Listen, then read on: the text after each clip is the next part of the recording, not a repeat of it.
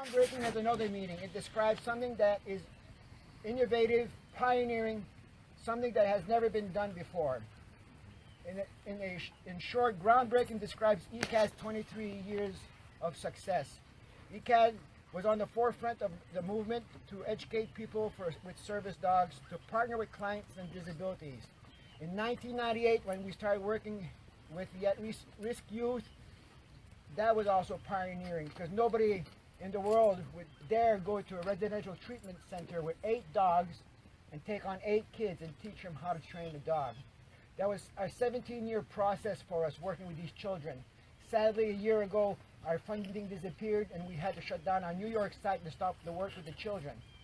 The purpose of building this building here today is to start that again. We are working down at the bottom already with the children from the community, but we're looking to grow that. We're looking to help work with the state of Connecticut with Bureau of Rehab and other agencies to bring in people that we can train and help them find jobs. In 2008, when our veterans were returned from Iraq and Afghanistan, wounded and in distress, our Project HEAL program was created. It's something new underneath the sun. Our Project HEAL program, when the veterans started coming back, nobody was placing dogs with veterans. Lou and I started talking about how we could help our veterans with PTSD. We already knew how to work with emotional disabilities, but we didn't know really that much about veterans' life, war life. Boy, did we have a lesson over the last 8 years. To date, we've placed out close to 40 dogs with veterans. Tony right here is a very fine example of a veteran with a service dog. Tony has 30-something years in the service. Some good stories of what we do in our placement of dogs is not only do they become service dogs for people, but we also place dogs in residential treatment facilities. We place dogs, I have one actually works in a courthouse, helping children and people stay calm so they can testify. A good story about how that got started was with Rosie. Tuna's great-great-grandmother helped a 13-year-old child testify in court.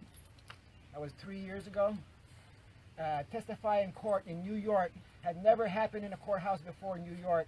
And actually they're trying to pass a law now called Rosie's Law, so that they can use live animals in the courthouse to keep people calm. This young lady finally identified her father, was able to point out the person that violated her in the courthouse. Her father today is in jail for 30 years.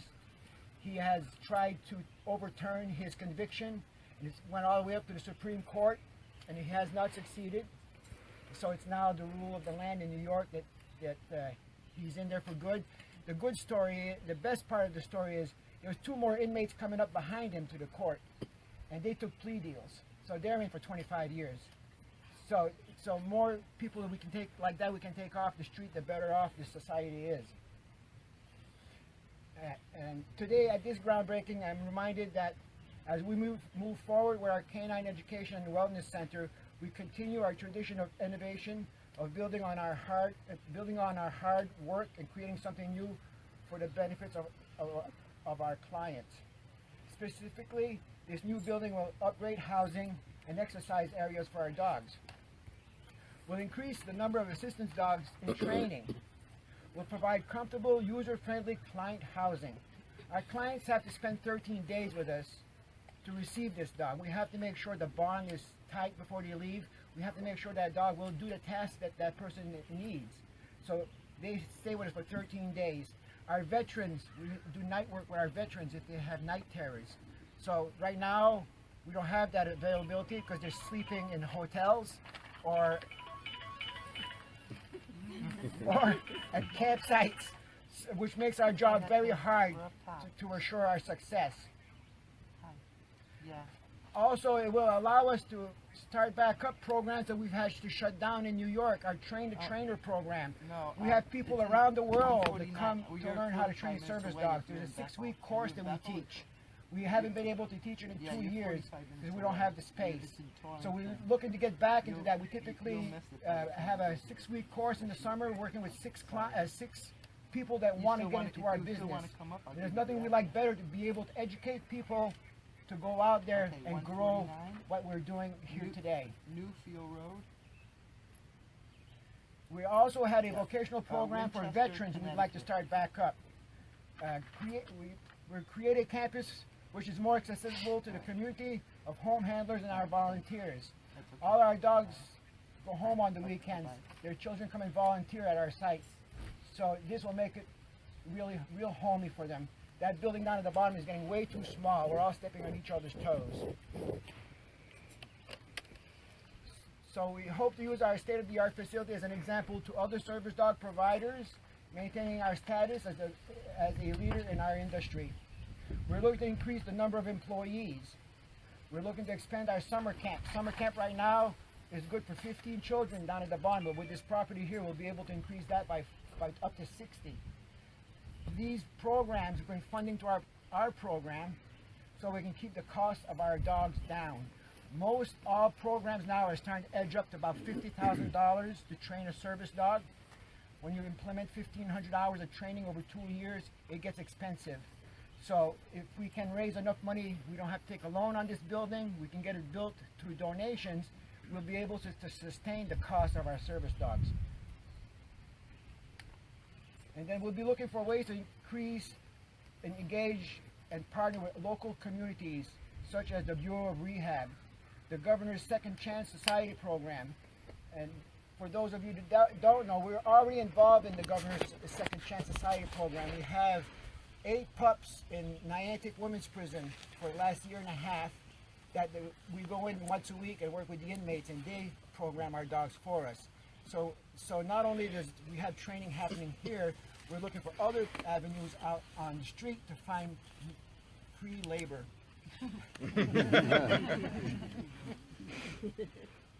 So we're also working with local school programs and the Lark community homes. They bring people in during the week, and we do therapy work with them, grooming down at the bottom. We'll be able to expand the amount of people we allow in now.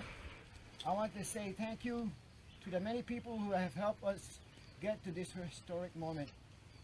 I would like to thank ECAD staff and volunteers who worked so hard to make this event possible today, and who worked very hard every day to make ECAD a success. Thank you to ECAD's Board of Directors for their guidance and support. I want to thank our core of home handlers who help us care for our wonderful dogs on weekends, some who are handling our service dogs in training every day. Now, my piece is up, so now I'm going to invite my wife up to speak on the behalf of the program. Lou, if you...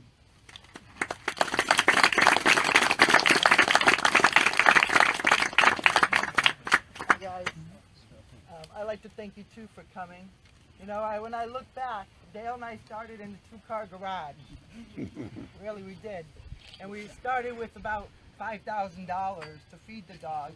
And I would drive the school bus in between so we could make sure we could continue to feed them. And the first year of our business, Carrie, who's now our director of marketing, we had the winter of like 4 feet of snow, and Carrie and Dale were on roofs shoveling roofs to bring in money because we were still struggling as a nonprofit. The Hartford Current was a big hit for us. The Greater Hartford JCs gave us our first grant of $15,000, and we never looked back. We still aren't looking back, are we? No, we're not. Just continue moving forward.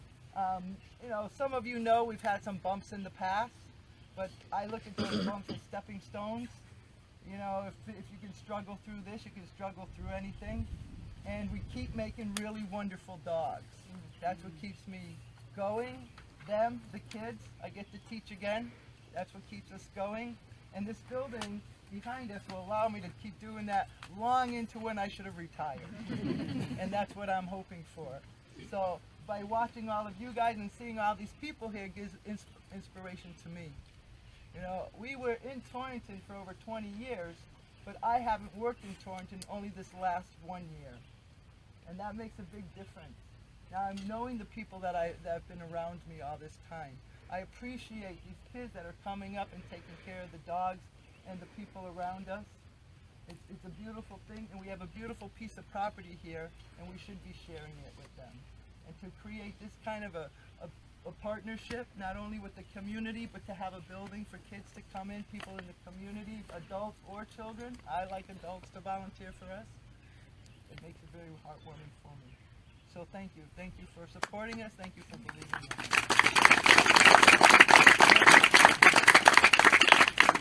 Next we'll have Phil Bonanno speak.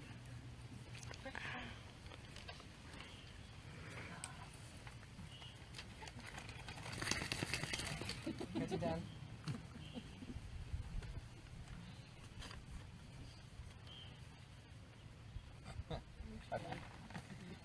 Okay, so, hello everyone. My name's Philip Bonanno. I'm 15 years old. I'm from New York. I went to train Prancer at the Dobbs Ferry office, so this is actually my first time up to Torrington, and this is a very beautiful campus, and I can see why this will be the center for future service dogs and innovation in the service dog industry. I'd like to thank a few important people before launching into my remarks on the special occasion. First, for the invitation by the ECAD board, who have worked long and hard to make this organization as far-reaching and successful as it is today. Without their efforts, many people around the country would still not have service dogs, and many around the nation and the world will not have been educated about service dogs. I know we've taken Prancer abroad and have educated many people about how great service dogs are and where they can go and how they help. So I can only imagine how many people have learned from other dogs, given how over 400 have been paired. Secondly, everyone who donated to make this center possible and who make this organization possible. And third and most importantly, the dogs. Thank you for coming. I know Prancer cut into her busy schedule of napping and taking the chew toy from our other dog while I would have been doing nothing today. So, thank you. It got both of us off our feet. On to my ECAD story. Before I had Prancer, I would always try different things, piano, baseball. However, I had to quit these activities due to health issues. Sit-down skiing is what I picked up next. I had to quit that too once the vertigo came. I was distraught, not really having a sense of what my hobby could be. As I grew older, I realized the feeling about always being in that same place, not knowing what had happened. I have a disorder that causes me to lose consciousness and to have a seizure-like movement, resulting in chronic migraine and dizziness. After these episodes, I would always be on the couch, talking to my friends, not knowing what happened, not knowing what to do next. However, we always learn to get up and take another swing, as that is what a lot of us want to do, to live our lives as normally as possible. No matter how upset, confused, or angry we are at the situation we were in, we always have to get up and face it. This brings me to Prancer, who has allowed me to take that step to getting back up. In fact, once I had an episode at a debate tournament, and I did not want to get up. I did not want to go the next day. However, at 6:30 when my alarm rang, there was that cute cold nose nudging me to get up, and I knew that she would be with me every step of the way, helping me, keeping me balanced with my vertigo. We won 4 straight debates that day, which launched us into the top 100 debate teams in the nation. Now, actually, she probably just wanted some food, but I took it to mean that. This story shows the importance of service dogs, who help people like me get up and face the day, no matter how daunting the tasks that day may be for any illness we may have. My mom and dad used to come to school with me to walk. Now, I can both have the freedom and privacy that a teenager such as myself deserves. The dogs give us the strength that so many people admire in us. To match the perfect dog to the perfect person is a skill I can only say ECAD has. The new center only helps us get to the goal of helping every single individual who hopes to get up and begin their lives. With increased housing for canines and clients, we hope to see more service dogs in the world, grabbing the adoring eye of the public and the hopes of kids and adults like me who meet dogs for freedom and the desire to go face life like any other kid. As well, this will help expand the programs for veterans and summer programs for children. Even for the people who do not have dogs, this fantastic organization provides happiness too. Maybe we will fail sometimes and fall down like everybody does, but the success we have through the liberty and persistence we obtained that can be attributed to ECAD and the wonderful dogs they provide. Thank you for everything you do and for everything you have achieved. You have affected thousands of lives. Thank you.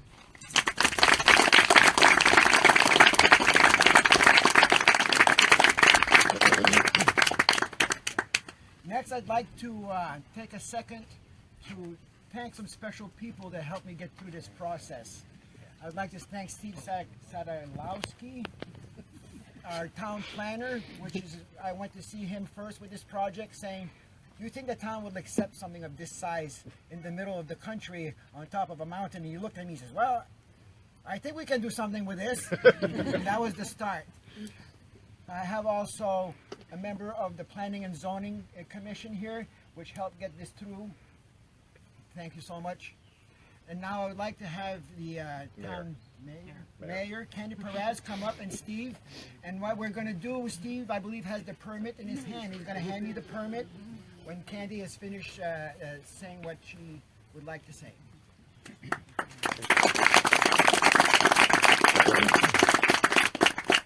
I guess it's still morning, so good morning, everyone. On behalf of the town of Winchester, Board of Selectmen, and the rest of the community, we're very proud to support this project. One of the things over the past year and a half, as I've been coming to the different milestones that you've all had, is I've always been impressed with the passion around this work. The work for providing dogs for different people. And I've had the privilege of listening to the different people that have received dogs over time tell their stories. And when you hear their stories and you realize how important the work is of training a dog and how long it takes, I'm always impressed by that, and especially the leadership that Lou and Dale have, because, you know, when I hear her tell about, you know, when they started in a garage and how far they've come, and we look at the project they're going to do here to help so many other people, you can't help but be impressed, and you can't help but know that lives change because of this.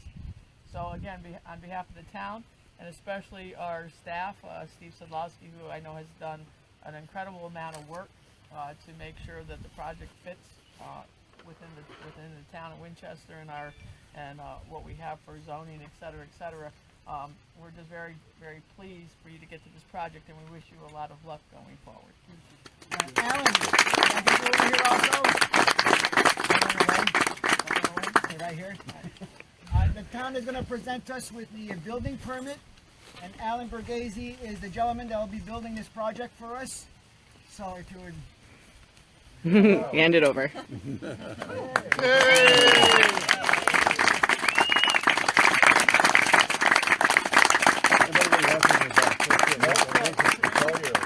We'll take it and we'll post it right on. That's it, yeah. Thank you. Thank you.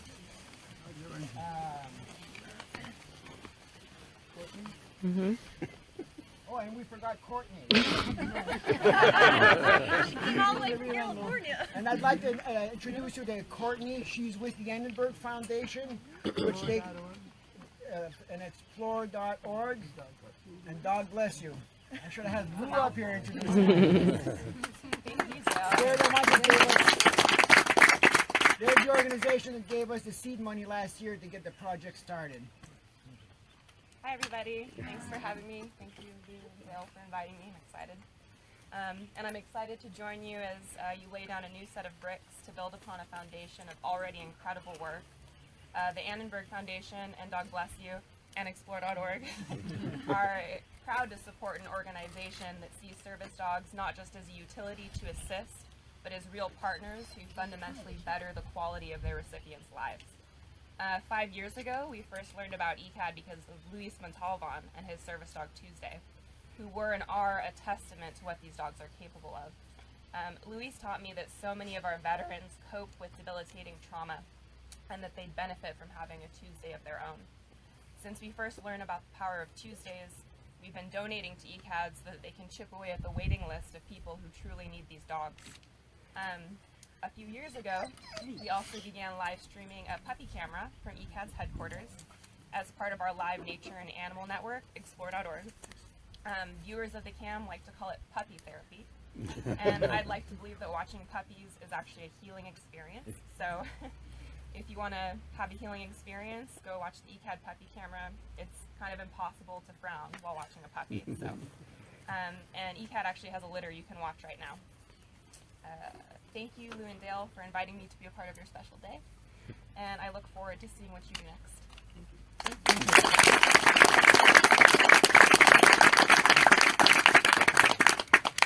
Okay, we're gonna be all done with our speaking, but I'd like to meet with a lot of you folks. We have snacks for people.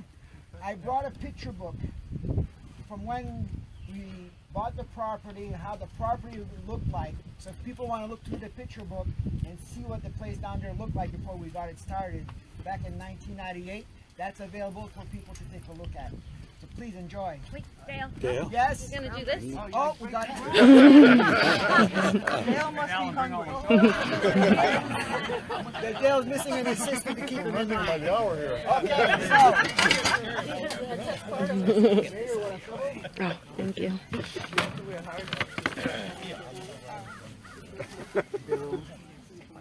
yes. Bill? William? I need a client off straight ground with them. We have hard hats. Let's see if we can get these to stick on our heads.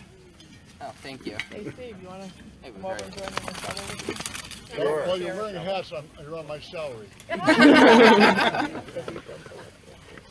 You want to stand behind the pile and everybody? Yeah. Yep. Need a W-9. Get around the back of the Yeah. Get that W-9. We'll be looking for a paycheck come Friday. Hey Dale, you look good with the hat down like that. Get a little closer so I don't miss. Like a natural, right? You gotta throw this dirt now. Everybody's ready? Hold on. Hold on. Okay, take your pictures. Throw the dirt.